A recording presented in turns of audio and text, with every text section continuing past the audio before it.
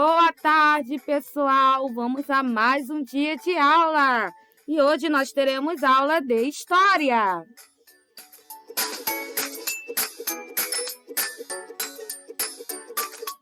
Vamos começar. Hoje nós vamos falar sobre o Estado Novo, ok? Vamos continuar aí esse assunto que nós estamos estudando desde a aula retrasada, ok? Vamos continuar falando sobre Getúlio Vargas.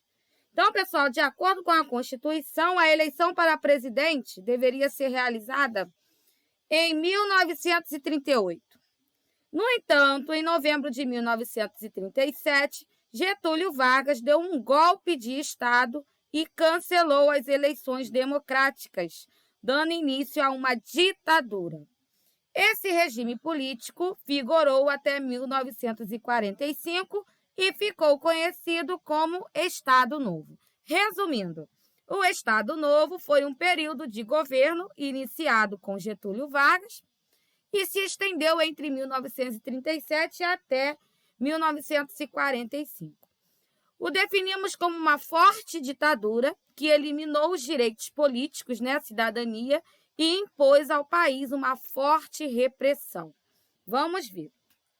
Então, no Estado Novo, Getúlio Vargas anulou a Constituição, fechou o Congresso Nacional e acabou com os partidos políticos. Então, o presidente passou a adotar medidas autoritárias sem consultar a população. Tá? Então, nesse regime havia uma forte centralização de poder, ou seja, Getúlio Vargas tomava a maioria das decisões por conta própria e sem consultar outros políticos. Além disso, foi instaurada a censura, impedindo que se fizessem críticas ao governo. Então, vamos ver a diferença entre democracia e ditadura, que foi esse regime aí que vigorou no Brasil até 1945, De 1937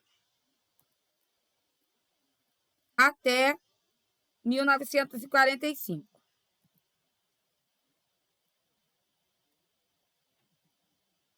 Então, democracia, A democracia é um regime político em que a população tem participação política e a liberdade de expressão, Então, a pessoa pode ir na televisão, pode falar o que pensa, Pode ter ali a sua opinião, falar que não gosta do presidente, ela pode votar, escolher, ela pode fazer propaganda política, essas coisas.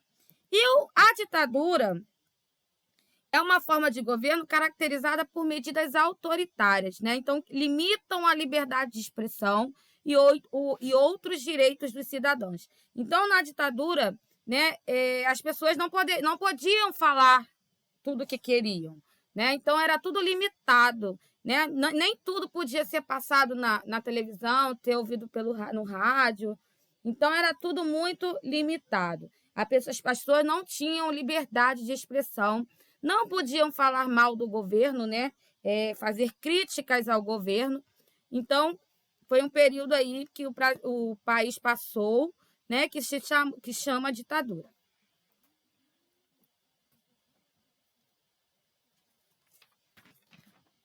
Então, vamos lá, pessoal. Os direitos dos trabalhadores. A tia está lá na página 278. Então, para garantir o apoio popular em seu governo, Getúlio Vargas atendeu a várias reivindicações dos trabalhadores e instituiu diversas medidas favoráveis a eles, como a jornada de 8 horas diárias, férias remuneradas e salário mínimo. Então, em 1943, esses direitos foram oficializados por meio da consolidação das leis do trabalho, que nós chamamos de CLT. Ok? Então, você sabia que até hoje é a CLT que rege as relações trabalhistas em nosso país? Então, isso tudo começou lá na era de Getúlio Vargas, tá? Então, no governo de Getúlio Vargas, o registro na carteira de trabalho passou a ser obrigatório, tá? Então, aqui eu tenho desse documento que nós estamos falando, a carteira de trabalho, Algum familiar seu aí na sua casa, sua mãe, seu pai, deve ter aí a carteira de trabalho assinada, ou já teve, tá bom? Então, ao mesmo tempo que aprovou medidas a favor dos trabalhadores, Getúlio Vargas também impôs algumas leis que buscavam controlar mais de perto as relações trabalhistas. Então, os sindicatos, por exemplo, que eram associações regidas, né, para a defesa dos trabalhadores, passaram a ser obrigatoriamente vinculados ao governo. Tá? Então, pessoal, Getúlio Vargas foi um político populista. Né? Você sabe o que significa populista? Então, nessa época, os políticos populistas, né, eram aqueles que aprovavam medidas para agradar o povo e obter seu apoio, enquanto atendiam, de fato, né, os interesses dos mais ricos. Né? Na verdade, né, dizem aí que o povo só era enganado. Né? Eles fingiam que agradavam ao povo, mas, na verdade, estavam atendendo, de fato, os interesses dos mais ricos.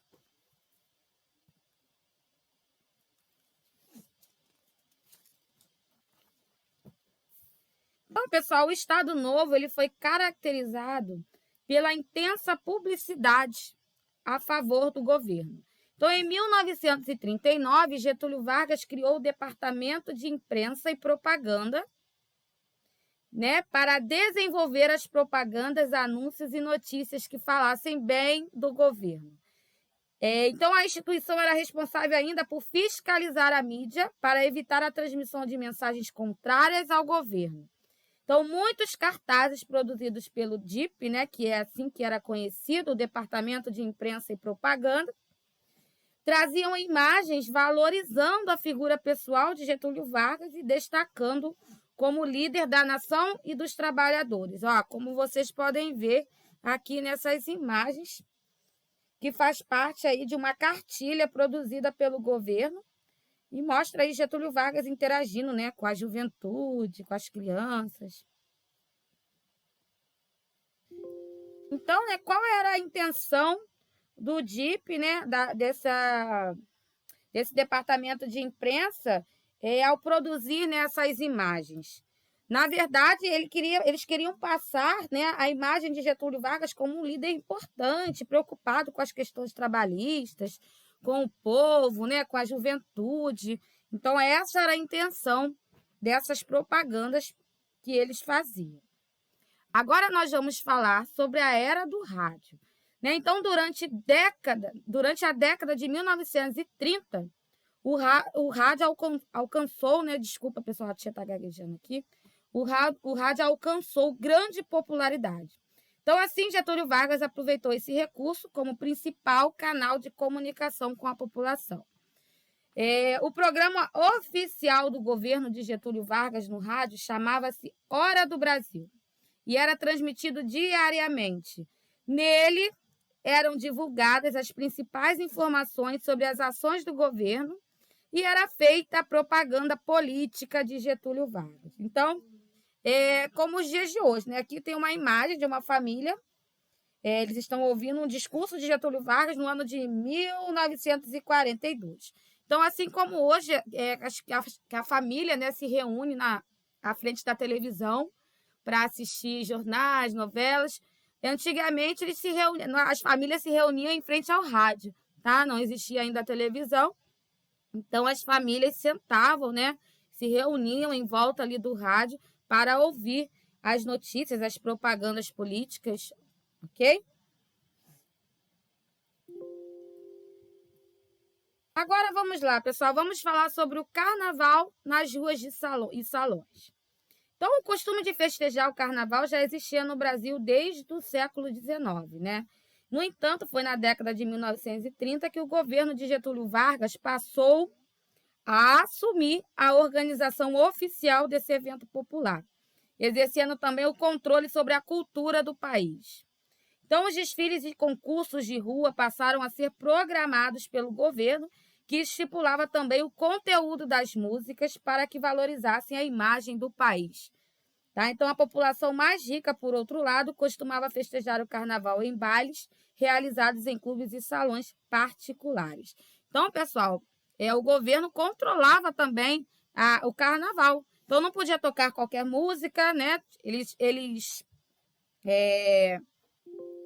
estipulavam, né, o conteúdo das músicas para que o Brasil tivesse, né, sua imagem valorizada, né? Então, hoje em dia, nós escutamos, né, cada coisa, né, nas músicas, né, umas letras muito feias, que naquela época da ditadura não seria permitido, tá?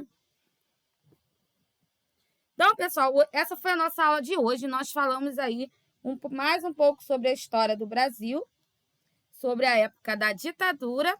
Então, vocês podem conversar com pessoas mais velhas, né, que eles passaram por essa época. Então, eles podem informar vocês, né, alguma curiosidade que vocês tenham, né, do que se podia ou não fazer naquela época, tá? Então, quem tiver aí informações legais também pode passar para a gente, para a tia lá no grupo, tá? E vamos fazer as atividades. Vamos finalizar o nosso livro de história hoje.